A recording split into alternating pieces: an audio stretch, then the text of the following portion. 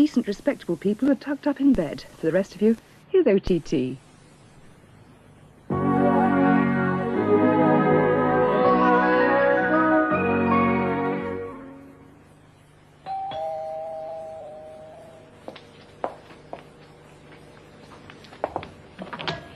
Hello, sorry to disturb you. I was wondering if I could use your phone. Every telephone in the area has been vandalised. It's ever so important. Oh, dear.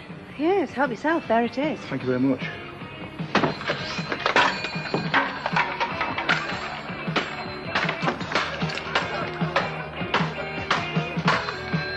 Thanks very much. Anytime.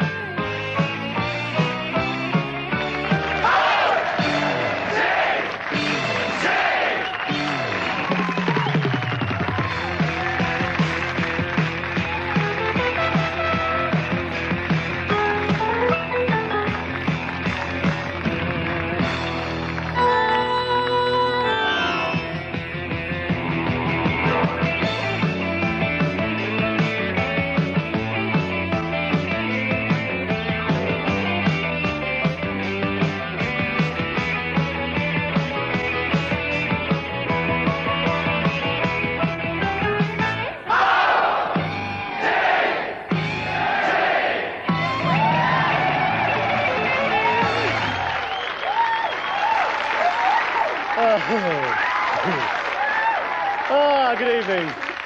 The usual, quite pathetic attempt at doing that. O, X, Y, G. I think by the time we've done about 13 of those, we'll still be absolutely nowhere near. Good evening. You join us here live at just after 11:15 at the end of a week when a leading educational journal said that only 40% of the nation of England could do arithmetic and the other 92% were absolutely hopeless. Shut up.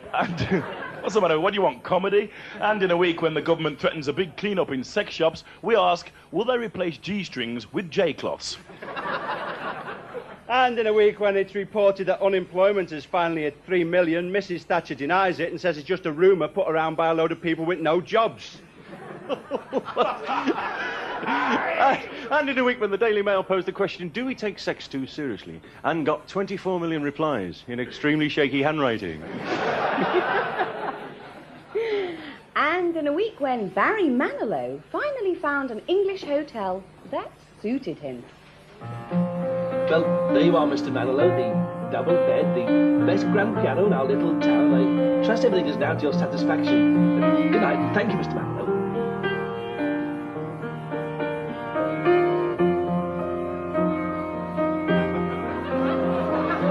I remember all my life raining down as cold as ice. Shadows of a man face the wall.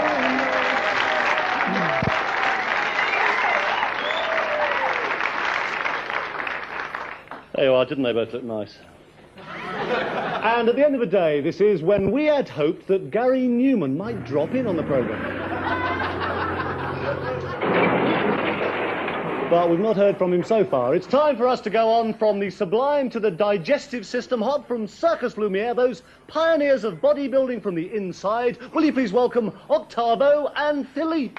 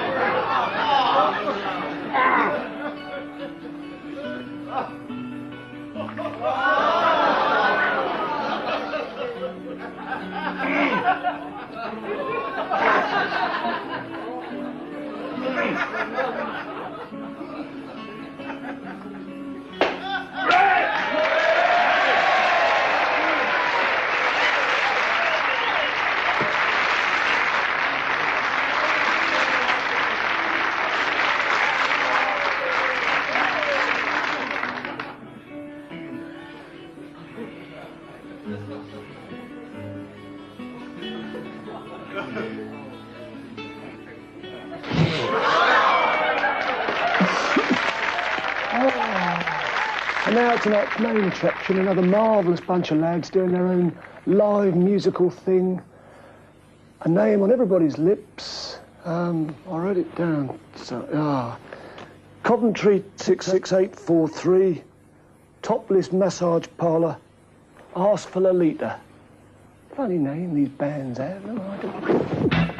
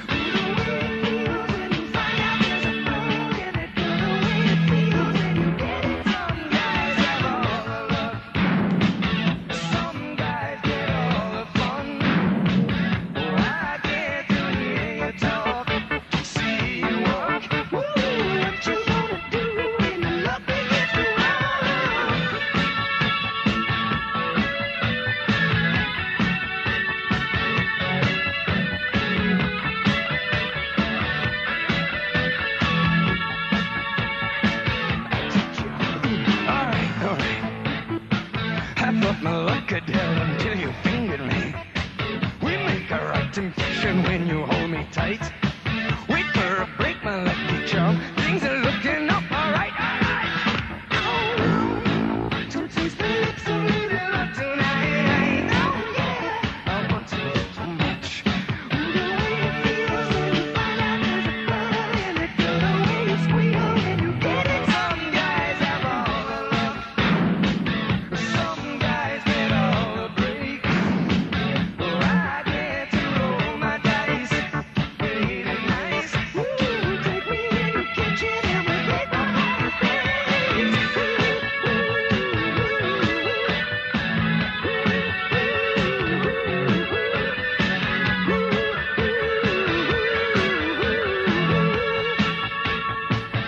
Some guys have all the love. Some guys get all the fun. Oh, I get to hear you talk, see you walk. Ooh, take me in the water, let your love begin to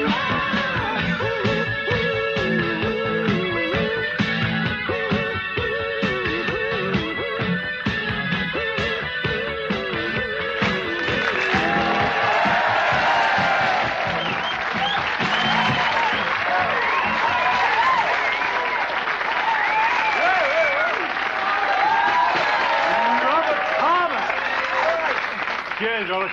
Did you like that? I thought you were having a nut. Say hello to all the people. But now, for those of you who like nothing better than to settle down in front of the fire with a good book, we take a look at this week's Look at Literature.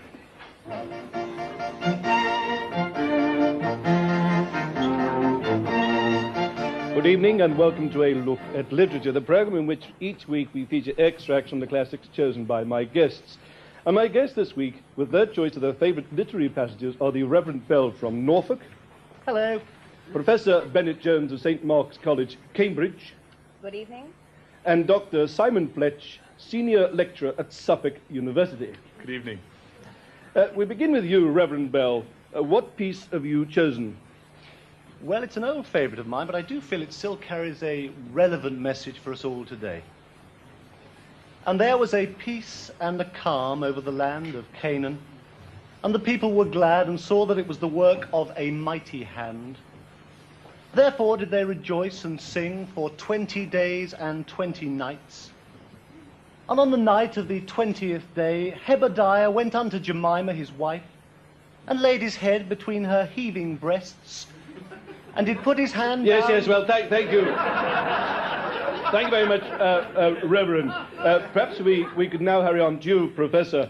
I understand you've chosen a piece of Shakespeare from his play Measure for Measure. That's right, Act 4, Scene 2. Very good. When it lay fallow, smoothed in dust, ignoble passion turned to lust, and from his goodly, wholesome thighs came forth his manhood of great size. And finding bended, willing game, he plunged himself into her frame.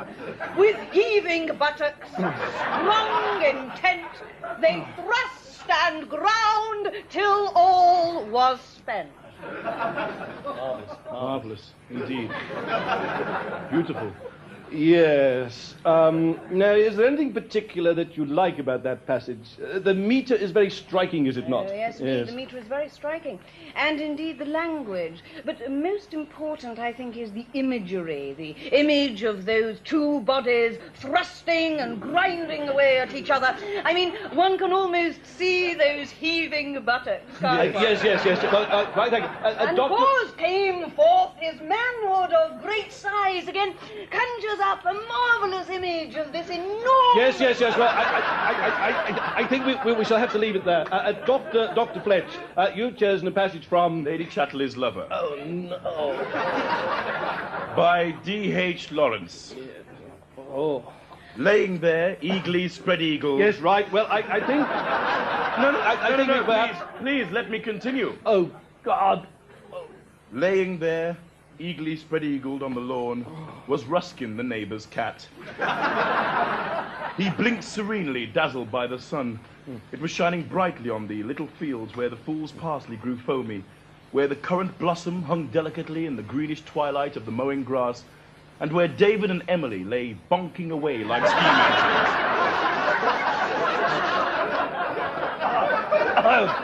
Miss. Well, I'm afraid that's all we have time for Their this sweaty week. bodies were thrashing away like pistons Yes, so it's good night from me. as they groped and fondled each other's dangling thank you very much indeed. Well, The sun cast up silhouettes on the grass, so that every shadow were bonking, and it seemed that nature itself was in total harmony, bonking away like Filio. Every look and play there was bonkers.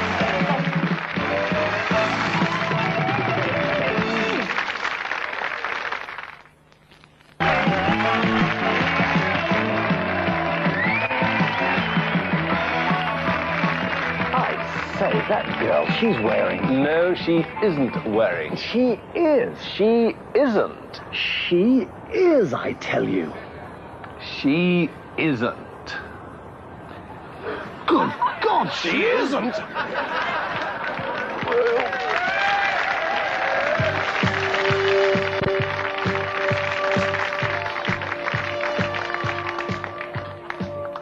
Hello, good evening, and welcome to Bottom of the World, the ever popular trans-global quiz show that always starts before the compy is completely ready, and where we always try and get together some of the cleverest people in the world to see if they can bump start a completely knackered old Rolls-Royce. And tonight, through the wizardry of electronic technology, we should be able to link up via a satellite 23,000 miles up there in space. We're linking up live with Paris in France. Hello, good evening. That should be Fifi for fun. Fifi, is that Madame or Mademoiselle?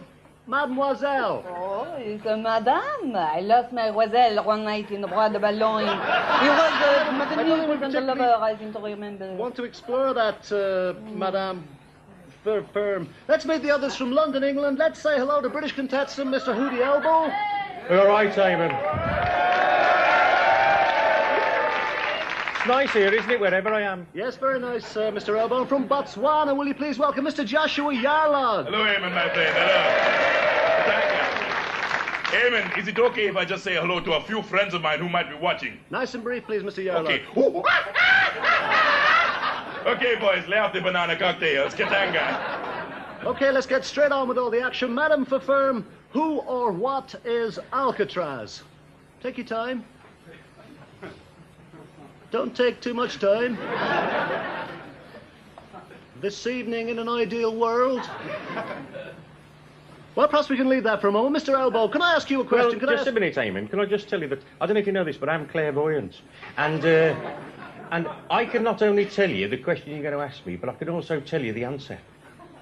Now, the question you're about to ask me, in the 1924 Test match in Sydney against Australia, what did the ice cream seller wearing green shorts and a yellow red striped jersey say to the fielder at deep third man? And the answer is, it's nearly 3:20. Well, that's quite remarkably close. The question I was going to ask, in fact, is what is the capital of Austria? And the answer would have been Vienna. So never mind. I'll give you 3 points for being English. Is it present in South America? No, it's not, but you're getting warm now. Yarlog Africa, can you complete this exquisite verse by William Wordsworth? I wandered... Lonely as a cloud, escaping from the madding crowd. A snake came by as I took a nap, crept up my skirt and shouted snap. Okay.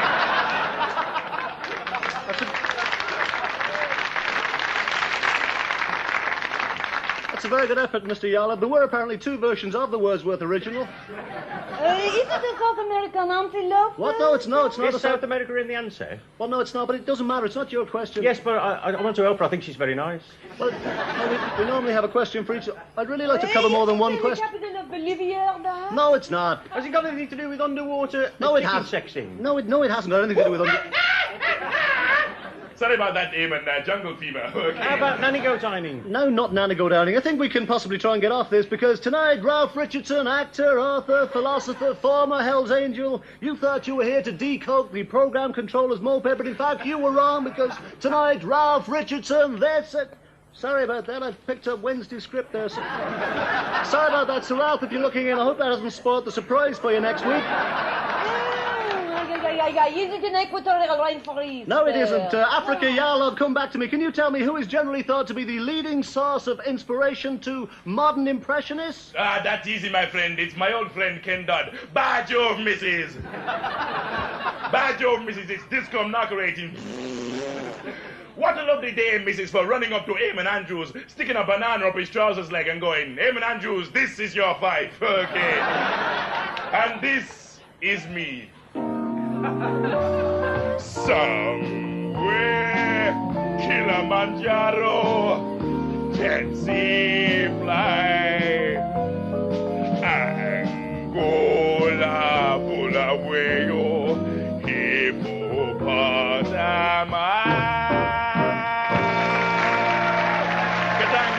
Katanga. Okay, Katanga. Well, Mr. Yarlog, that really is a quite remarkable answer. The answer I hoped for, in fact, was the French painter Claude Monet, but nevertheless, it was very close. Let's have a look at the final score. Is now. it a cheese sandwich? No, it's not a cheese sandwich. It's a lovely... An island of San Francisco. Well done, San Francisco. You go on to the finals. Thanks all those of you who've watched us all around the world tonight. Good night from us all over here in London who joined us live tonight. Good night from everybody who's linked up with us tonight in Paris. Good night live from Botswana in deepest Africa. From all of us here to all of you watching us all over the world. No, it's not. From all of us watching you out there. Good night. I say, that girl, she's wearing... No, she isn't wearing... She is. She isn't. And I tell you, she is. She isn't. Oh, you're right. She is. But I'm not! Nor am I! Yeah! Well, there you are, three of the best comic minds there in show business. Lucky my mind. You didn't make that, Tarrant. I did, I was there, no problem. Okay. Why are you sitting there looking like Chief Sitting Bull? What are you supposed to be? What do you mean, Chief Sitting Bull? I'm African ting and ting. If you remember last week, we had Gillan here, and they included their balding colossus of a guitarist, John McCoy, who suddenly halfway through the first number, not a bad judge, took off up into the air.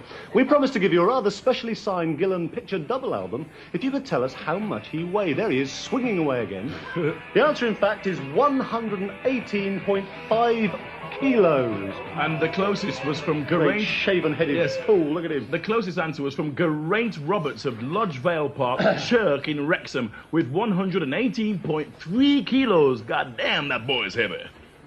Oh, the drinks are right, thank you very much. It's lovely, fantastic. The other thing we got to do last week, we asked you to...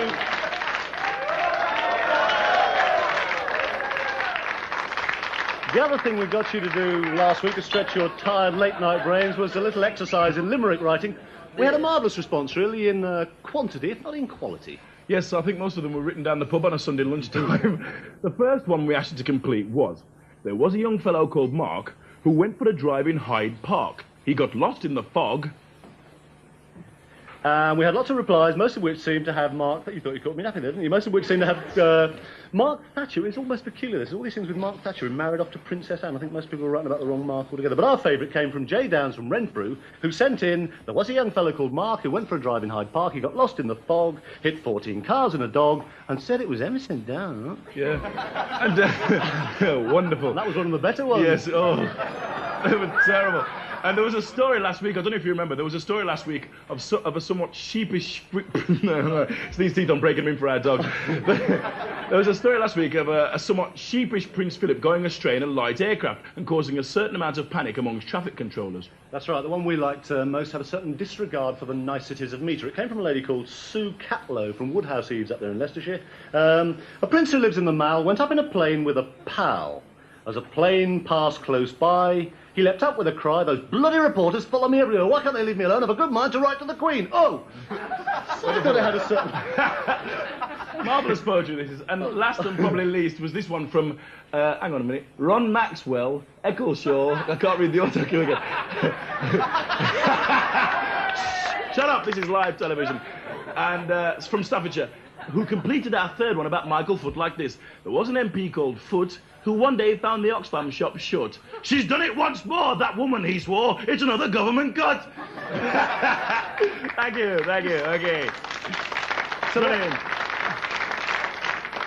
They'll all be getting CB radios and bits and pieces, O.T.T T-shirts and things. You can stand there for another 5 minutes, you.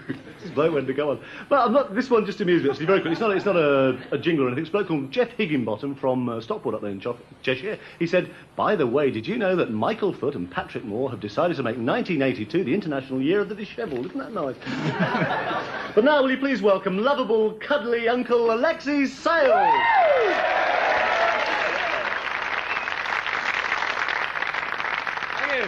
Thank you very much. As you probably know, I'm a Marxist-Leninist comedian, and the reason I am like this is because both my parents are actually in the Communist Party. I don't know if you can imagine that. Well, obviously you can't, because you're all sitting there going, I can't imagine that.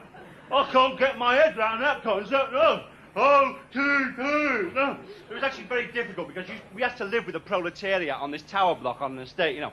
I'll tell you, it was so boring, our estate, right? It was so boring. Its twin town was Père Lachaise Cemetery. Like, we used to get all these exchange visitors, you know. But I'm actually very grateful to the Arts Council because they did a lot for us to help us cheer the place up. Big khaki murals painted by colourblind Mexicans on acid. And they used to send round street theatre groups to frighten people, like I'm doing to you, right? Now, I don't know if you know the theory behind street theatre, but it is, if you've got a white face, a red nose, and baggy trousers, you're going to be funny. Didn't work for Mussolini, did it? The worst thing about living in a tower block is when you get in the lift, right? Because when somebody gets in with you, you know they're going to say something stupid, you know, like, hot enough for ducks, eh? I mean, don't people talk cack, eh? Oh, I like this margarine because questions have been asked about it in the Australian Parliament. Cack, cack, bloody cack. Oh, that Shirley Williams has got nice teeth. I'm going to vote for her. Cack, bloody cack, bloody cack. Oh, all this dog shit, I blame Ken Livingstone, you know. Cack, bloody cack. It's even worse at bus stops. Oh, there's 18 going into town and only one come this way for a day and a half. Bloody cack. Oh, I've just had an operation to have my brain removed and have it replaced with a clockwork mouse. Oh, cack, bloody cack, bloody cack. And then you grab them by the throat and smash their head against the time table. Still, it's a funny old world, really, isn't it, eh? Hey.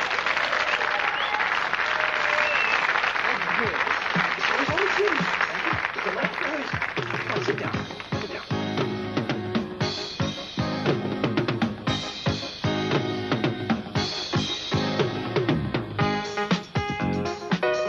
Good.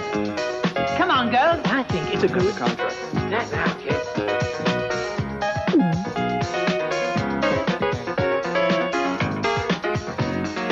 1, 2, 3. Come on, girls. Go. You're not in the right place, my darling. One more time.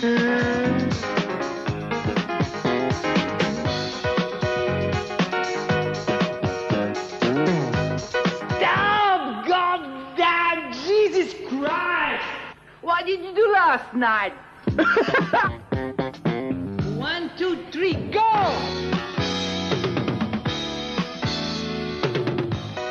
Let's dance. Come on, shake it now. Come on, you wonderful. Great, come on. Merde. Oh, my God.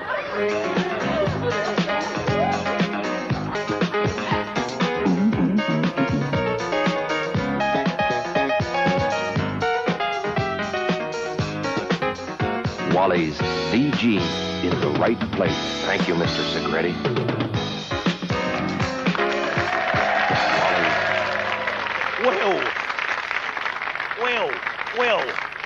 Well, here I am rummaging around the auditorium where I'm searching for the terrifying late-night Lunaeus creature. Now then, this creature only comes out after 11 o'clock, and grapple me grape nuts, just look over here. There's loads of the little perishers. Here's one dirty, filthy, scruffy creature there. Just look at all these horrible little creatures in here. They're all running around. It really is horrible. Now then, the way of identifying whether it's the late-night Lunaeus is by its pungent scent. And blimey!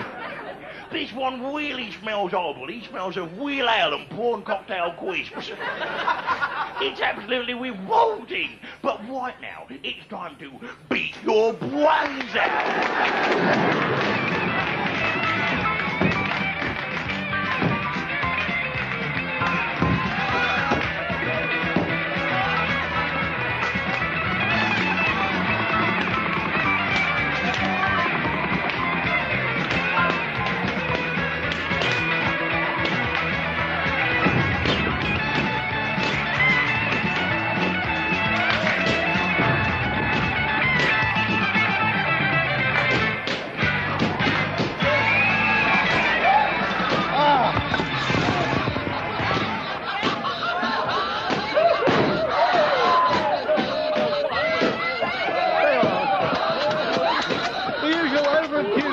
course, heralds the arrival of one of our little cooks. Make sure you've got a postcard at home and a pencil. Sit down, it's the loser. Bloody losers week after week. Dear, oh dear. Right. Here we go, all this muck again. Yeah. That's right. This week, pencils and papers poised. Once again, we're going to test your ingenuity, get you to do some work. We do far more than enough on a Saturday night. We're going to show you 3 cartoons, and we want... Sit down, Helen, what are you doing? Sorry. We'll show you 3 cartoons. We want you to supply 3 captions of your own to go with them. I don't know if we can see them through all this. Let's have a little look.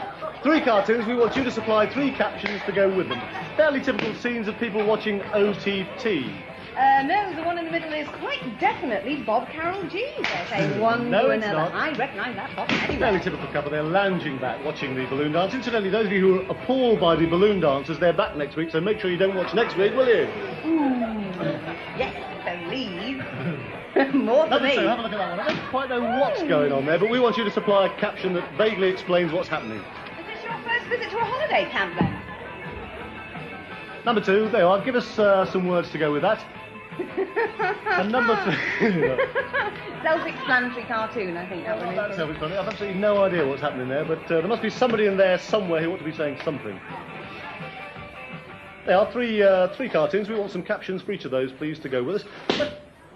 Special, a lot more banging in the audience again this evening. Special prize tonight, actually, a very nice boxed EP of the Beatles. Rather nice. Ooh, God, ooh. Rather nice, actually. It's got all of them inside, actually. Just about, well, it's every EP that the Beatles ever made in the many, many years that they were together, including all the things like Yesterday and She Loves You and Sound of Music, all those classics they did. Our address, of course, for this competition, please, postcards only. We must have them by Wednesday morning, otherwise it's too late to sort out the winners. But thank you very much. Our address, as usual, is O.T.T. Central House, Broad Street, Birmingham, B12JP. That's O.T.T. Central House. Well worth a second look. You could be here for hours. Central House, Broad Street, Birmingham. Stand with that dirty, filthy little trampies we bring in after week after week. O.T.T. Central House, Broad Street, Birmingham, B12JP. And with the official announcement this week that the number of unemployed in this country is now rising in fact has risen over the 3 million mark, we thought we'd have a look at jobs that might still hold out some hope, that might still be available to 1 or 2 of you, in a new feature called Careers 82.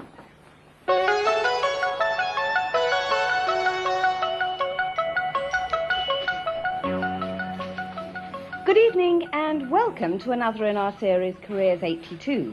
This week we're looking at the job of studio cleaner. I have with me this evening the studio cleaner for Central, Albert Grumbles. Good evening, Albert. Mr. Grumbles to you, my girl. You just show some respect for your elders. That's the trouble, young people today. You forget. I had to spend my youth in the service of my country. If I might interrupt you there, Mr. Grumbles. Oh, one moment. go on. Interrupt an old man, eh? Old man who didn't hesitate when the call for duty came. I was the first to go. Mr. Grumbles, we're looking at people's careers. This week we're investigating the studio cleaner. Investigating a fine thing. Me who fought in 10 world wars, not counting the last 2. I was hit on the head by a landmine, but did I panic? Did I lose my head? I did, but I still carried on fighting the Boers and single-handedly surrounded and captured a pillbox. A pillbox, Mr. Grumbles? Don't tell me you don't know anything about pillboxes. Well. You modern missy with your modern contradictions. Going out, not wearing anything a brazier, and out jigger-bugging all night. I was run over by a panzer for girls like you. I bit my way through barbed wire. I cleared a way through the minefield for the cavalry by stamping on the mines. Was I angry and my leg blown off? Yes, I was hopping mad, but that... Don't you start on me, Mr. Grumbles, please. Can you tell me where the brush comes in? Yes, I'll show you. Yes. The Germans saw the German pocket battleship coming at me. With all its gun blazing, I shot out its headlights. I painted the captain. I took the whole crew prisoner. And you got the cheek and audacity to question my ability there to do you this are. job. You see, the studio cleaner, a job not entirely without responsibility and drama. For more details, write to Careers 82 O.T.T. Birmingham B12JP. Next week, we'll be looking at the career of the refuse collector. Good night. Don't you walk away from me, you brazen hussy. You come back here this instant. And you pick up all those clean and listen to straight along. Die up still, look at it. Stay in mace here. I don't see him like a mile. Get it all clear up. Come back here. I haven't finished it. Put that balloon out. Finish that. Okay, get up. A limited mess. You've got to straight distance. I haven't seen like a mile. Hold on.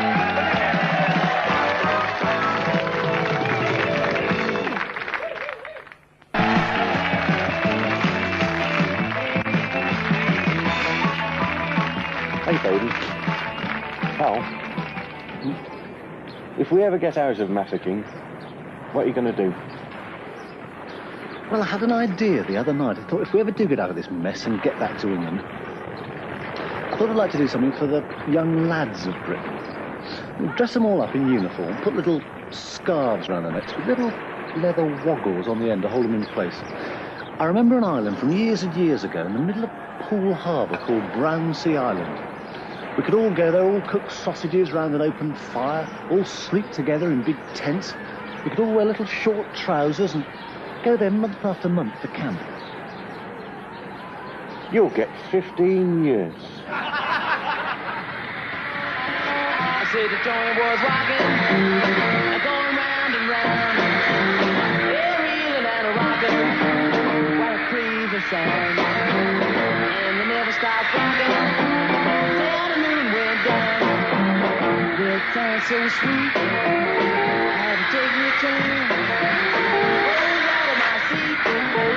I just had to burn. Started moving my feet, clapping my hands. I said the joint was rocking,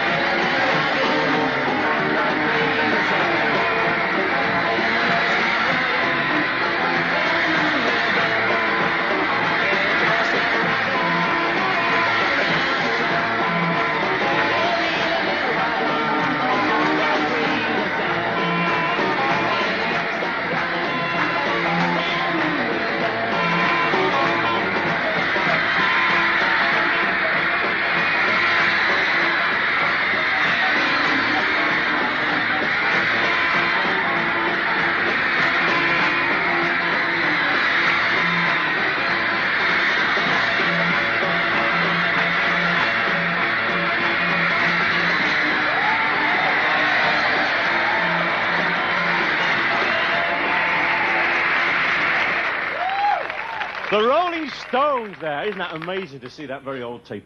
I'm glad you saw that, actually, because let that be a lesson to you. If you carry on spitting like that, your lips will end up like that. Dirty. It's a disgusting habit you've got. I think it's revolting. Don't spit on the people. Just rub it in your head. Be right. You want to do what? You want to do your blues dance? Just you've seen those fellas doing it. We'll do it a bit later. I'm going to sing a song. Yes, it's a song all about you. Here we go. Last night I had to take him out to answer nature's call. He couldn't find a lamppost, so he crept behind a wall. He stumbled on a pile of rags, the night was black as soot. He cocked his leg, a voice cried out, "Stop that, I'm Michael Foot." His name is Spit, I call him Spit. and he's the finest friend I ever had.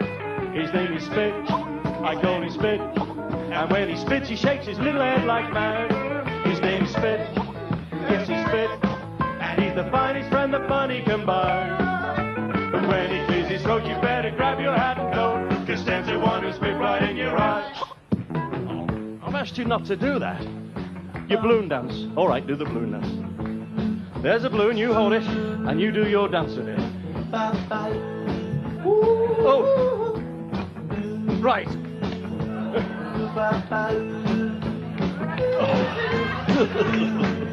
Sorry about that.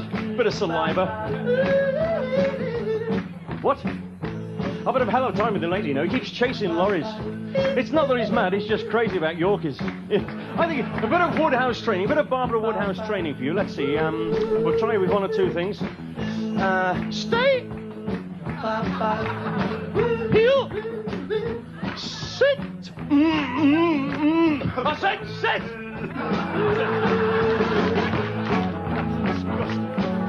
You would not think a dog like this could have such nasty habits. He spits on cats and frogs and rats and even next door's rabbits. He mates with everything that moves and some are really rough. I said one night, that dog's a cat. He said that's near enough. I call him Spit, I call him Spit, and he's the finest friend I ever had. His name is Spit, I call him Spit, and when he spits he shakes his little head like mad. His name is Spit, you heard me spit, and he's the finest friend that money can buy. But don't stand by this fella without an umbrella, or else you'll take a fortnight to get dry. Big Spit, I call him Spit, and he's the finest friend I ever had. Join in! His name is Spit, I call him Spit, and when he spits he shakes his little head like mad. His name is Spit, his name is Spit, and he's the finest friend that money can buy. But he goes by the gallon, he's like a water cannon, drenching everyone who passes by. But he goes by the gallon, he's like a water cannon, drenching everyone that passes by.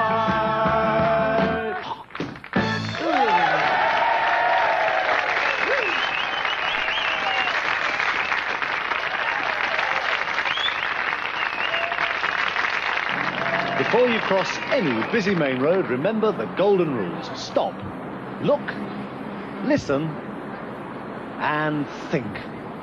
And if in any doubt, step back.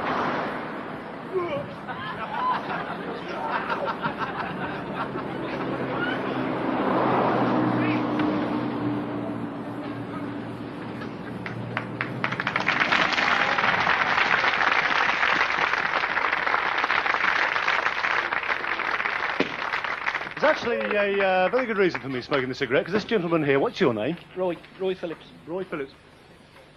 It's your fag, isn't it? It's just that you rang up and said, can I come in and do this trick where I blow smoke out of one of my ears? It seems a shame to waste it while he's there. It's a fairly useless talent. I suppose any other programme will want him. I can't see Crackerjack having him on. Crackerjack, yes. Go on then, have a little, what do you do? Just sort of... Go on then. Go on. Oh, you're nice. Not with your girlfriend tonight, I know, not surprised. Go on then. Get on with it.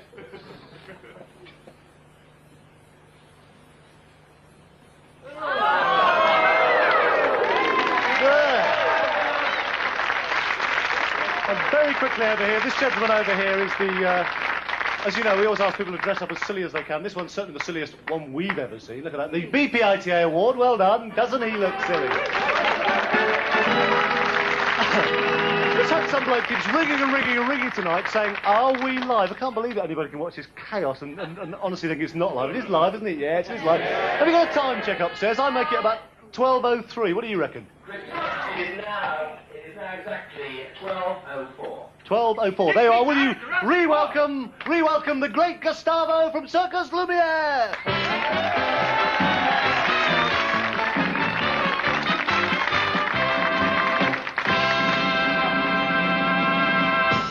Don't dressing, telephones, carpet, surgery, paper hats, trout, the colour blue, the colour green, mangoes, sets of suitcases, regular exercise, a decent pen, the ball, the fixture, the latest, the last, the least, the longest, trees, all reliable containers, the mind boggles. And so do its contents, which are my speciality for your pleasure tonight.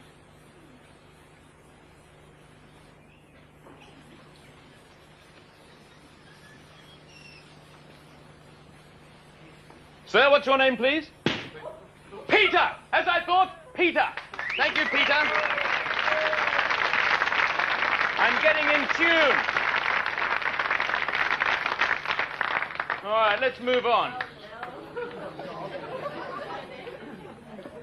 Somebody here hasn't paid for their television license.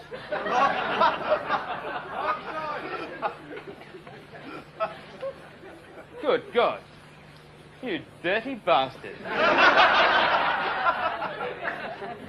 Good Lord, I can't believe it. I thought I was broad-minded, friends, but this takes a strong stomach. You really want to do that? Yes, you do! Is it any wonder I get headaches? Should be in a zoo.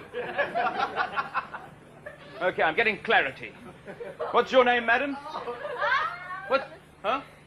Correct.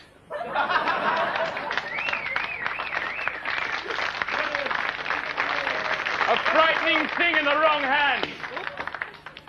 Yes, the mind is a marvelous thing, living as it does in a marvelous organ, the human brain. The human brain, what an organ to bear in mind.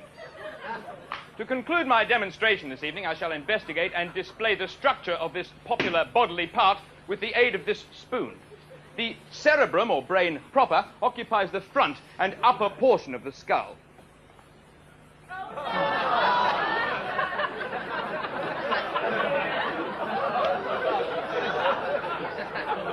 Comprising 2/3 of the brain structure, the cerebrum is soft and spongy, composed of masses of white nervous tissue covered by layers of grey matter.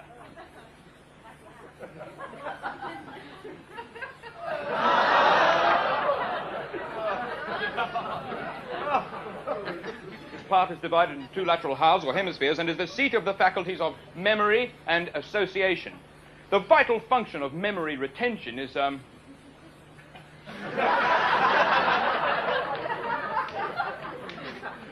countless memories and experiences are stored in this region. The complexity and sophistication of the storage system is so great as to confound the imagination. I want to go paddling. All memory has its basis in Peru. Down, boy, down. But as yet, neurologists have failed to fish paste. Failed to furnish the living room, as I was saying. Moving now through the cerebrum, we encountered the holiday camp. The paired spinal nerves, whose functions are to be considered. What a cheat. The olfactory nerve, the nerve of smell.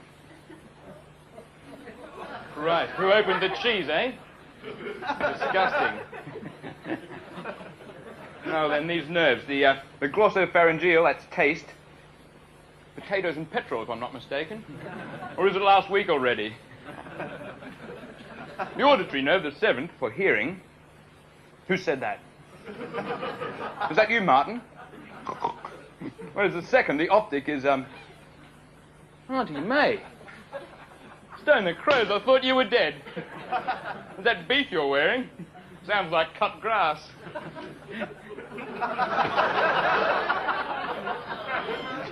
We're now north of Vegas. So you bastard. The vocal motor nerve. Motor vocal nerve.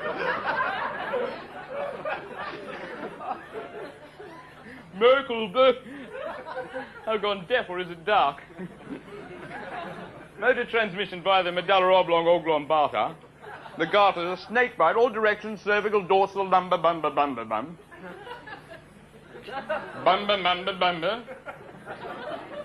The emotions, seat of all roots of sea.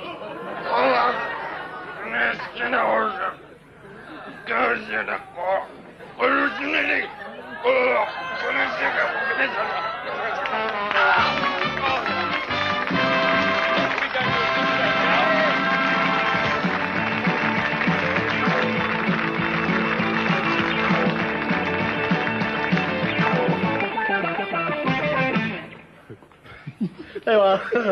Earlier on you had Beat Your Brains Out. That was called Eat Your Brains Out. Don't forget, next week the balloon dancers return. We just had the headlines arrive here in Birmingham. If you open tomorrow morning's papers, you'll see that once again there's no sign of an end to the dispute in the rail problem. Seem to be going on and on right through next week, according to all the forecasts this morning.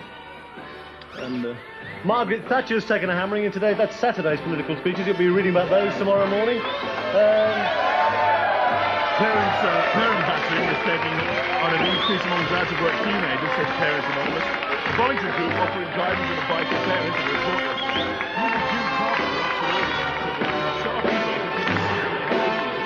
And of course, the thing that's occupying all the papers tomorrow will be Kevin Keegan's marvellous goal this afternoon that took Southampton to the top of Division 1. Good night, we'll see you next week. Ta-da!